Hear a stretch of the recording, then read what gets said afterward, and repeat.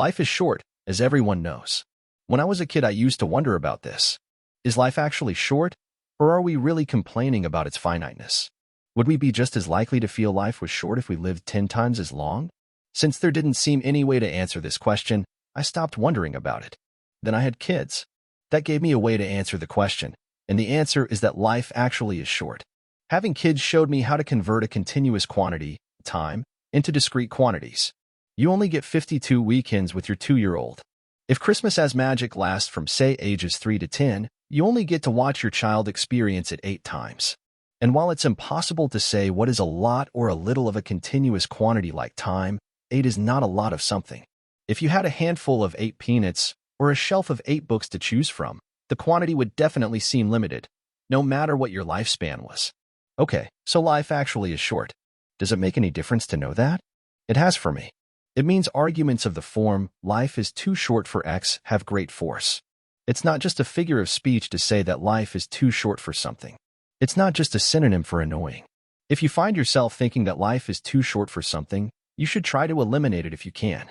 When I ask myself what I've found life is too short for, the word that pops into my head is bullshit.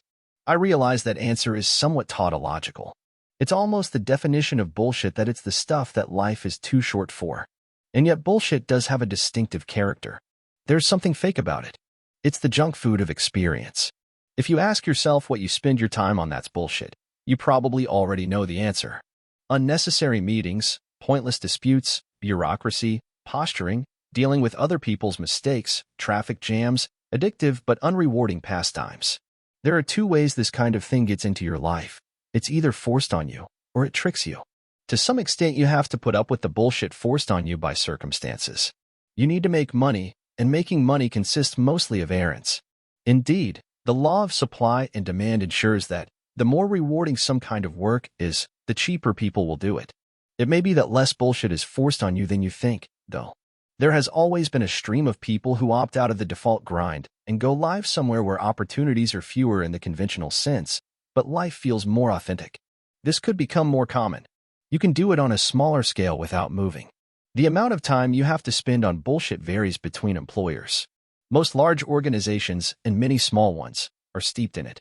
But if you consciously prioritize bullshit avoidance over other factors like money and prestige, you can probably find employers that will waste less of your time.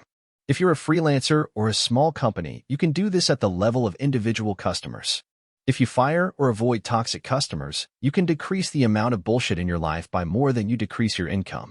But while some amount of bullshit is inevitably forced on you, the bullshit that sneaks into your life by tricking you is no one's fault but your own. And yet the bullshit you choose may be harder to eliminate than the bullshit that's forced on you. Things that lure you into wasting your time have to be really good at tricking you. An example that will be familiar to a lot of people is arguing online. When someone contradicts you, they're in a sense attacking you. Sometimes pretty overly. Your instinct when attacked is to defend yourself. But like a lot of instincts, this one wasn't designed for the world we now live in. Counterintuitive as it feels, it's better most of the time not to defend yourself. Otherwise, these people are literally taking your life. Arguing online is only incidentally addictive. There are more dangerous things than that. As I've written before, one byproduct of technical progress is that things we like tend to become more addictive, which means we will increasingly have to make a conscious effort to avoid addictions, to stand outside ourselves and ask, is this how I want to be spending my time? As well as avoiding bullshit, one should actively seek out things that matter. But different things matter to different people, and most have to learn what matters to them. A few are lucky and realize early on that they love math or taking care of animals or writing, and then figure out a way to spend a lot of time doing it. But most people start out with a life that's a mix of things that matter and things that don't, and only gradually learn to distinguish between them. For the young especially, much of this confusion is induced by the artificial situations they find themselves in. In middle school and high school, what the other kids think of you seems the most important thing in the world. But when you ask adults what they got wrong at that age, nearly all say they cared too much what other kids thought of them. One heuristic for distinguishing stuff that matters is to ask yourself whether you'll care about it in the future. Fake stuff that matters usually has a sharp peak of seeming to matter. That's how it tricks you. The area under the curve is small, but its shape jabs into your consciousness like a pin. The things that matter aren't necessarily the ones people would call important. Having coffee with a friend matters.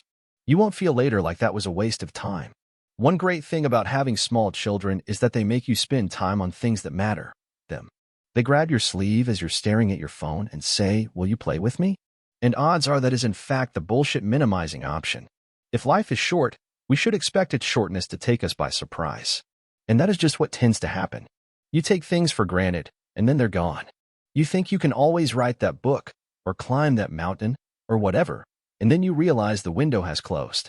The saddest windows close when other people die. Their lives are short too. After my mother died, I wished I'd spent more time with her. I lived as if she'd always be there. And in her typical quiet way, she encouraged that illusion. But an illusion it was.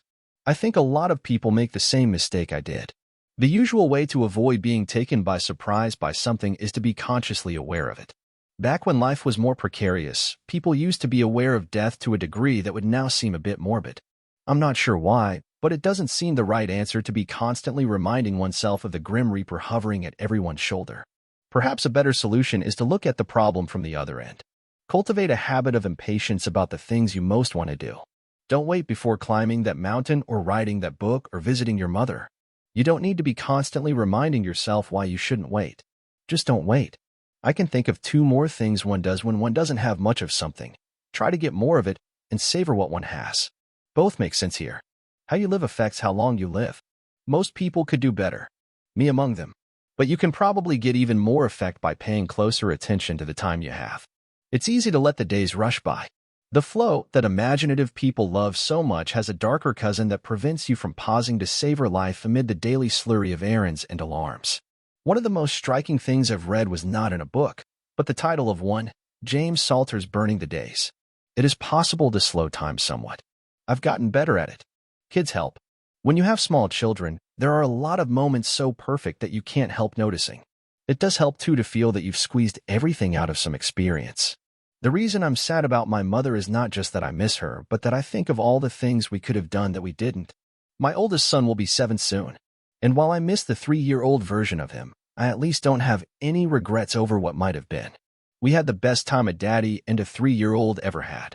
Relentlessly prune bullshit. Don't wait to do things that matter, and savor the time you have. That's what you do when life is short.